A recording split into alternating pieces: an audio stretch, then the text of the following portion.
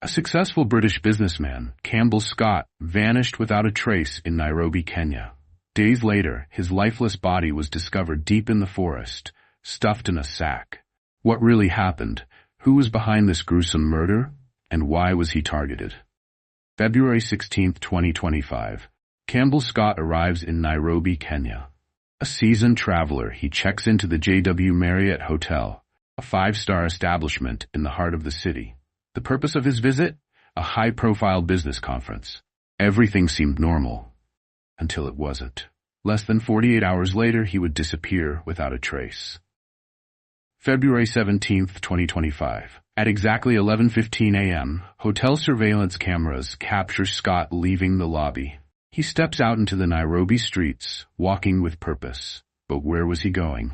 Strangely, reports indicate that Scott had visited a bar in Nairobi's Westlands area on February 15, 2 days before his disappearance. A popular entertainment district, Westlands is known for its nightlife, high-end restaurants, and exclusive clubs. But it also has a darker side, one that often goes unnoticed. Why did Campbell Scott go there? Was it purely social? Or was he meeting someone specific? According to witnesses, Scott returned to the same bar the next day, February 16th. But this time, he wasn't alone. Who was the friend he was supposed to meet, and what was discussed?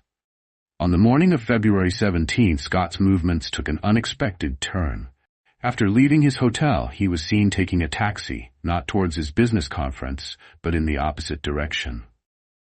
His destination? Pipeline, a sprawling, overcrowded neighborhood on the outskirts of Nairobi. It is one of the largest informal settlements in the city, known for its high crime rates and economic struggles. For a man of Scott's stature, this was an unusual and dangerous detour. The question remains, did he go there willingly, or was he coerced? Investigators believe he may have been meeting someone. But who? And for what reason? As the taxi entered the depths of Pipeline, Scott unknowingly moved closer to his fate. From this moment on, he was never seen alive again. February 18, 2025, one day after Campbell Scott was last seen, his colleagues expecting him at the business conference begin to grow concerned. Calls go unanswered. Messages remain unread. Something isn't right.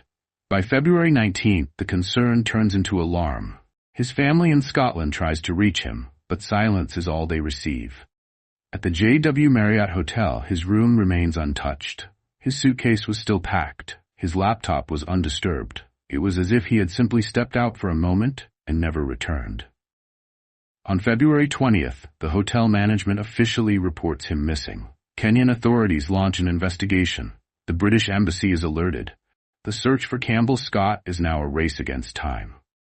Detectives retrace his last known movements. They scan through hours of CCTV footage, from the hotel, the Westlands bar, and the taxi that took him to Pipeline. What they find is troubling. The taxi driver who picked him up has vanished. Witnesses in Pipeline report seeing a foreigner, but no one can say where he went after that.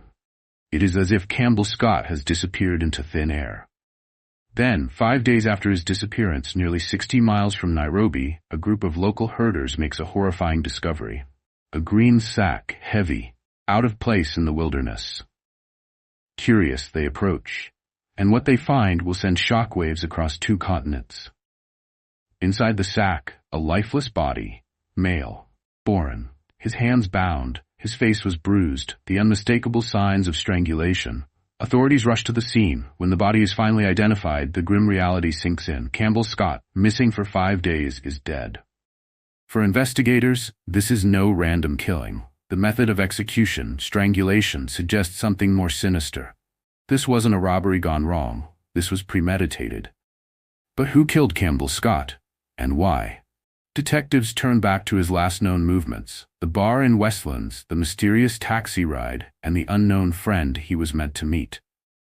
Now, with a murder investigation underway, Kenyan authorities must piece together the puzzle before the trail goes cold.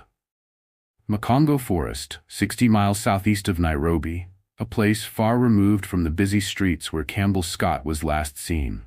Here, in the quiet isolation of the trees, his body was found inside a sack, abandoned like a discarded secret. The cause of death? Strangulation. The evidence? chilling. There were no gunshot wounds, no signs of struggle at the scene, no indication of a robbery gone wrong. His belongings, wallet, phone, and watch, were missing, but this was not a simple theft. This was a targeted killing. Investigators believe that Campbell Scott was already dead before he was dumped in the forest. The bruising around his neck suggests he was strangled, most likely in a confined space before his body was transported here.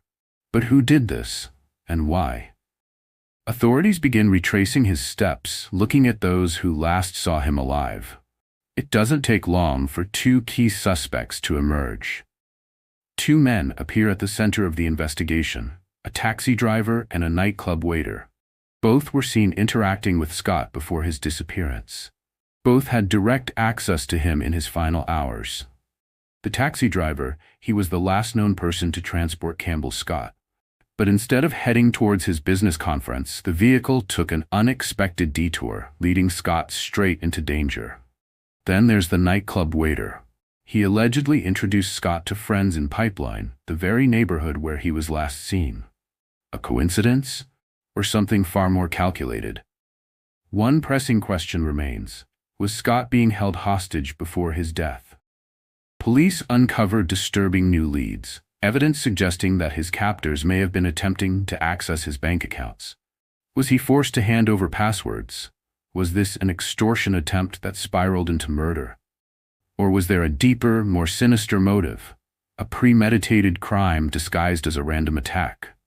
One thing is certain, Campbell Scott didn't simply vanish. He was led into a trap, one carefully planned and ruthlessly executed. The search for Campbell Scott's killers takes a crucial turn. Following days of investigation, Kenyan police move in. 2 arrests are made. The first suspect, the taxi driver, the man who picked up Scott outside the bar in Westlands. The last person confirmed to have driven him before he vanished. The second suspect, a nightclub waiter, the man who introduced Scott to friends in Pipeline. A key link between the victim and his captors. Both men deny involvement, both claim innocence, but under interrogation, cracks begin to appear in their stories. The taxi driver admits to picking Scott up. He claims he was only following instructions to take the foreigner to an undisclosed location in Pipeline. But why Pipeline? Why take a businessman away from the safety of the city into one of Nairobi's most dangerous neighborhoods? The nightclub waiter's story raises even more questions. He insists he was only making introductions, that he had no idea what would happen next. But the police don't believe him. A disturbing theory begins to take shape. Investigators suspect that Campbell Scott was held captive before he was killed. Phone records reveal that after Scott's disappearance, his mobile device continued moving, stopping at a specific location in Pipeline for several hours. A location now believed to be the house where he was kept against his will. The motive? Money. Following the digital trail. Scott's captors didn't just take him, they wanted access to his wealth.